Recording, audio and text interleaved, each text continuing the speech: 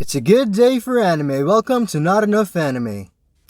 We're now getting close to the best anime of spring 2021 as I announce the anime in second place, which is Nomad Megalobox 2.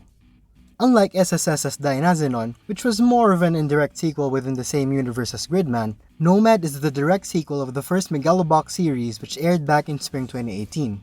If you didn't know or you aren't familiar with the franchise, Megalobox was created in commemoration of the 50th anniversary of the boxing manga Ashita no Joe, so it's more of a loose adaptation than anything else.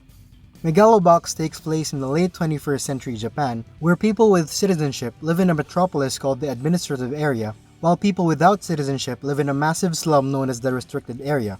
Megaloboxing is a popular sport similar to boxing, except the boxers fight while wearing metal exoskeletons called gears, which makes their attacks much more lethal.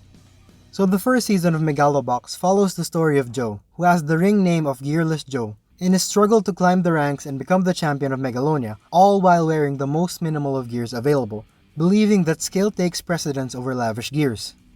The first season was unbelievably good.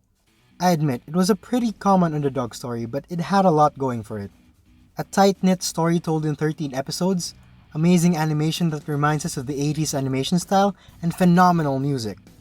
It also had great fights and inspirational moments too, and there was a pretty definite ending with Joe having won the tournament. So most people accepted it as a short story that was told beautifully and will live on in their memories, so nobody really expected a sequel to it. Enter Nomad Megalobox 2.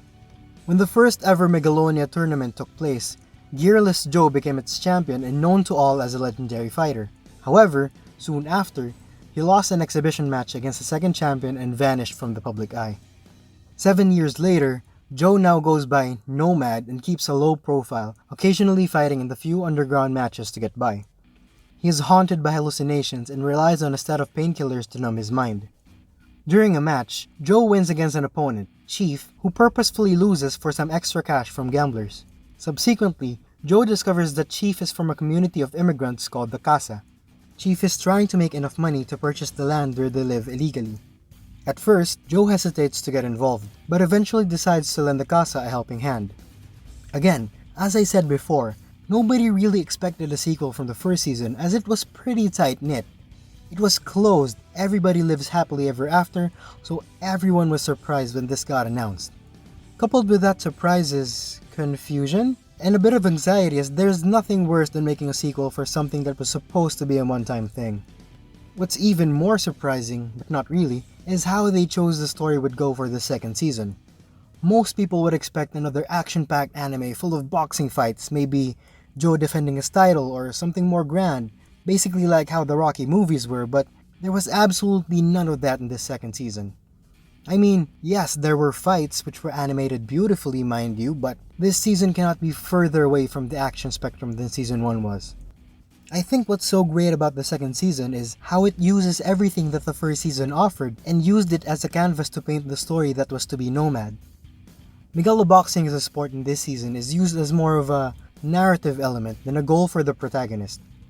So Nomad can technically be divided into 3 arcs that focus on 3 separate fighters.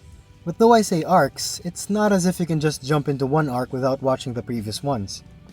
As usual, I won't go into too much detail as I don't want to deprive you of the joy of watching the anime for the first time.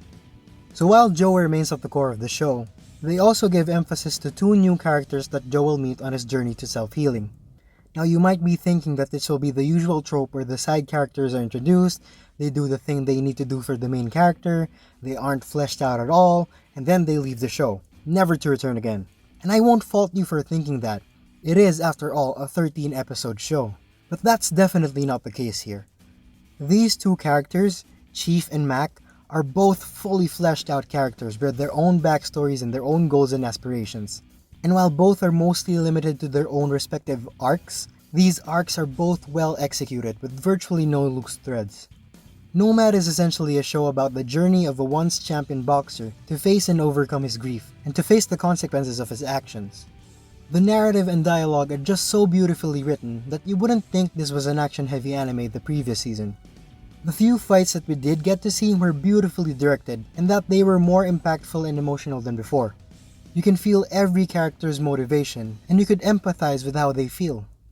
The The world building was just sublime. It shows not just the highs of the boxing world, but also the lows, where it's filled with fixed matches and is controlled by the mafia. I know the ending might be a bit divisive, but I think that the results of their actions stem from the build-up from the past 12 episodes. I personally loved it. It was emotional, it was raw, and I haven't even talked about the story of the butterfly and the Nomad that was interspersed throughout the anime, which also mirrors what is happening to Joe and how his presence affects those around him. Hard to think that all of this is coming from an anime that's only 13 episodes long, no? When I first watched Megalobox Season 1, I was really amazed because it's been a while since an anime has got me so hyped. It was my personal anime of the year for year 2018, so when they announced Season 2, I was really confused as to why they would risk ruining the franchise with a Season 2 that wasn't warranted. Boy, I was wrong. It turns out that Season 2 was better than I ever expected, and it defies expectations because I really think the sequel is better than the first season this time. I've been rambling about the story for a while now, I apologize, but what about the other aspects of the anime?